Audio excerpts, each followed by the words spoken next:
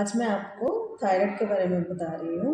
एक हाइपोथायराइडिज्म होता है, एक हाइपर। सिंपल भाषा में जब थायराइड की जो मेन TSH अगर बढ़ जाती है तो ज़रूरत से उसको हाइपो बोलते हैं, मात्रा कम हो जाती है तो उसको हाइपर बोलते हैं।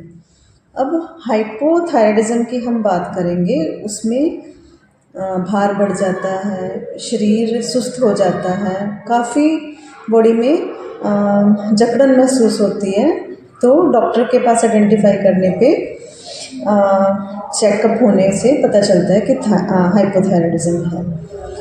मैं बिल्कुल लेमन भाषा में समझा रही हूँ कि हाइपोथायराइडिज्म क्या है।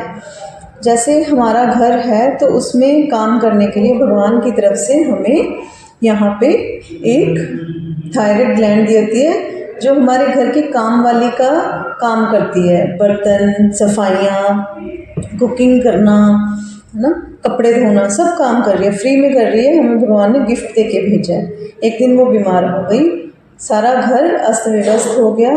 तो हम लोग क्या करते हैं, हम लोग नई काम वाली ढूंढते हैं।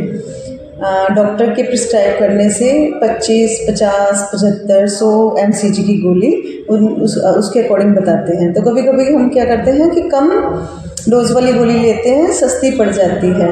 तो इस तरह से है कि घर का काम ज़्यादा करवाना है, लेकिन हम उसके लिए मेडिसिन तनख्वाह उसको कम देना चाहते हैं। तो क्या होगा, वो कहीं बर्तन में झूठ छोड़ देगी, कोई कपड़ों में सर्फ छोड़ देगी, तो घर साफ तो हो जाएगा लेकिन फिर भी कुछ प्रॉब्लम होगी। अगर सही से भी हम दवा लेते हैं तो हमारा एक बार सारा घर व्यवस्थित हो जाता है। फिर हम 3 महीने बाद टेस्ट करवाते हैं, वो टेस्ट नॉर्मल आ जाता है। हमें लगता है अरे वाह, थायराइड ख़त्म हो गया, दवाई बंद।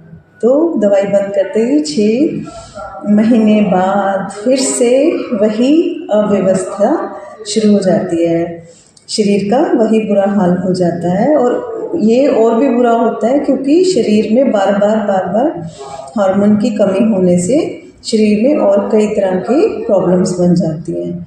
इसलिए अगर एक बार थायराइड हो जाए, कुछ केसेस को छोड़ के यह रिवर्स नहीं होता, सारी उम्र इसकी ऑलमोस्ट दवाई लेनी पड़ती है। अगर काम वाली आपकी नेचुरल भगवान की गिफ्ट दी हुई बीमार हो गई है तो आपको बाहर से काम करवाना ही पड़ेगा।